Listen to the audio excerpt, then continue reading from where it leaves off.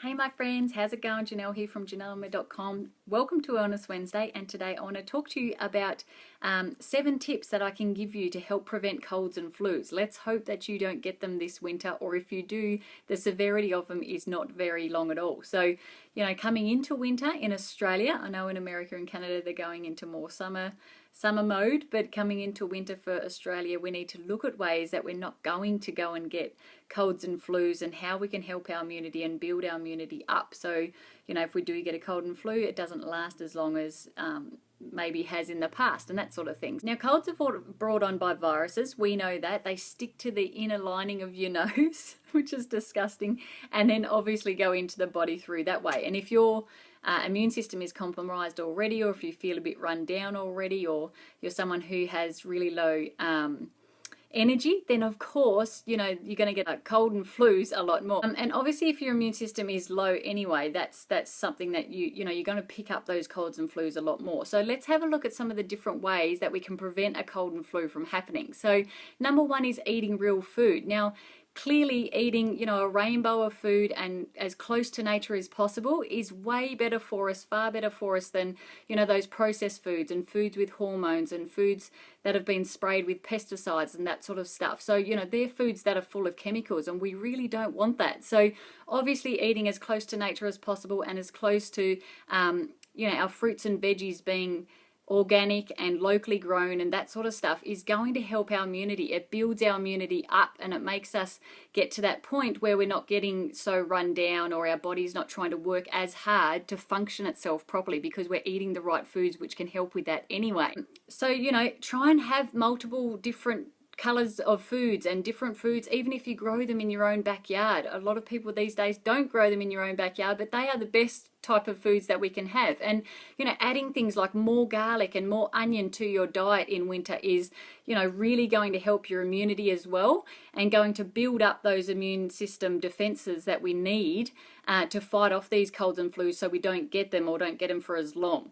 Number 2 is exercise. So they say that 30 to 40 minutes a day, or 4 times a week, is really good for our immunity. It helps to build our immune system if we can exercise for 30 to 40 minutes to 4 times a week, which is amazing. That's not hard to do, and it's going to help us more than if you were doing those really long marathons or 2 hours in the gym and that sort of stuff, because that can compromise your immune system by exercising too long, or by exercising too much within the one day or the 1 week. That really can compromise your immune system. So that's why they say try and just to do 30 to 40 minutes a day, or even up to just 4 times a week, and that's really going to help your immune system out. And they also say, like the HIIT training, that high intensity training that you can do for say 20 minutes is going to help boost your immunity big time compared to 2 hours in the gym. So I absolutely love that, and that's why I love those 10 or 20 minute HIIT trainings. They're amazing for that sort of stuff. Now, number 3 is getting plenty of sleep. We know that 7 to 8 hours of sleep is amazing for us. It's amazing for our emotional state and mental health. Also amazing for immunity. The less you sleep, you're really compromising your immune system. And it's also, that's what causes weight gain as well, because you're not sleeping right, so the body can't function properly, and you get weight gain and weight gain problems and things that come up like that as well. So this is why sleep is so important to us. There's so many health problems associated with lack of sleep, especially emotional ones. So getting enough sleep is paramount to our health. It's those 7 to 8 hours, or even 6 hours at the most, if that's all you can get. Make sure that it's really good sleep, that it's deep sleep, and that you're going to bed at the right time of day. They say before 10 p.m. or around 10 p.m. is a good time of day to go to sleep, because then the body can go into those rhythms properly through the rest of the night.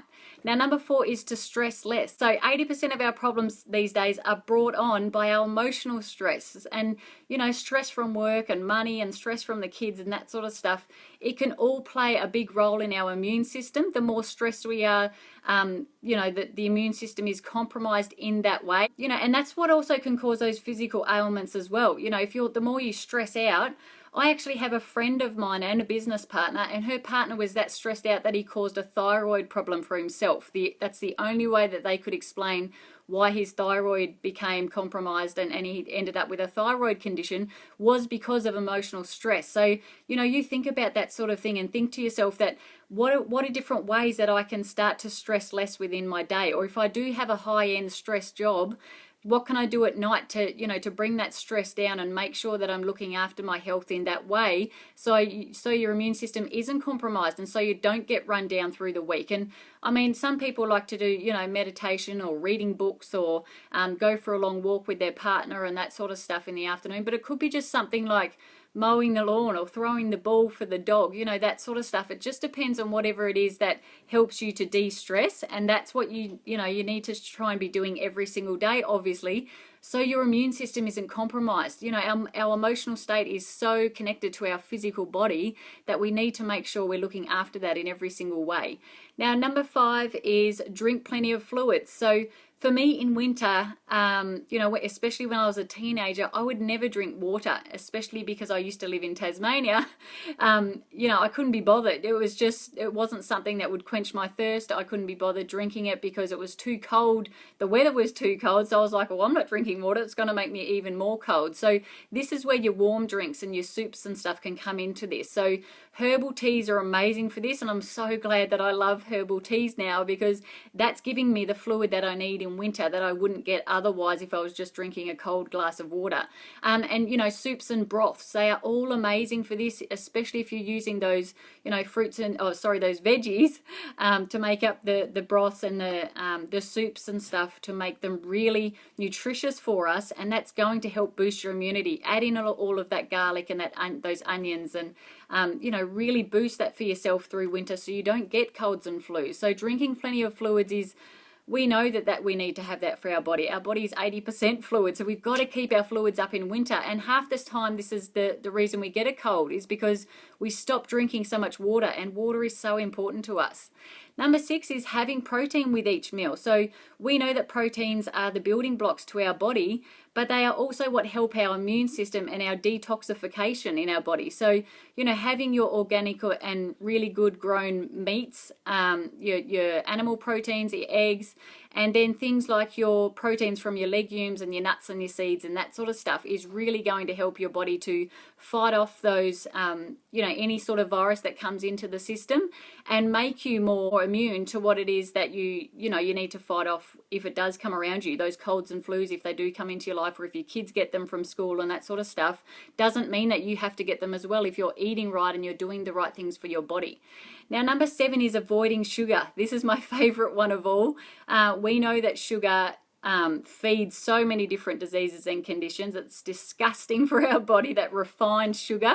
Obviously, other natural sugars are good for us, you know, from our fruits, and you know, plant-based sugars and that sort of thing are really good for us. So, you know, avoiding sugar at all costs. So not only those sweet treats that we eat, you know, the bickies with a cup of tea in mid-morning, or the cake that you make in the afternoon for the kids when they come home from school, make it with those natural sugars. But also, you know, things like your refined flour and your grains, those refined grains, they quickly turn into sugar and they spike that insulin in the body. So, you know, you want to be avoiding those as well, because they're turning into sugar. Purely that means that's, you know, the body is then treating it as a sugar, and sugar actually weakens the immune system. So we need to stay away from sugar at all costs, especially during winter, which is when we seem to want it the most. You know, those foods that really help us in winter to make us feel good and cozy.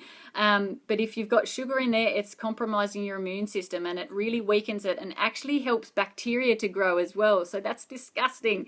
So we don't want, you know, bacteria growing in our bodies because we're eating too much sugar. And you know, we all know these days that sugar feeds cancer and stuff like that. So that's why they say to a lot of patients, you know, and people that eat a lot of sugar, back off on that, because if you're getting ailments and conditions happening, or you've got some sort of a cancer, you need to be dropping your sugar, you know, because it's feeding your body bacteria, and it's dropping your immune system, so your body can't fight these diseases and conditions properly, because the sugar's taking over. So I hope you got value from that, guy. And please subscribe to my videos if you are finding value in them on the Wednesdays for our Wednesday wellness tips. And I'll see you all on the next video. See you later.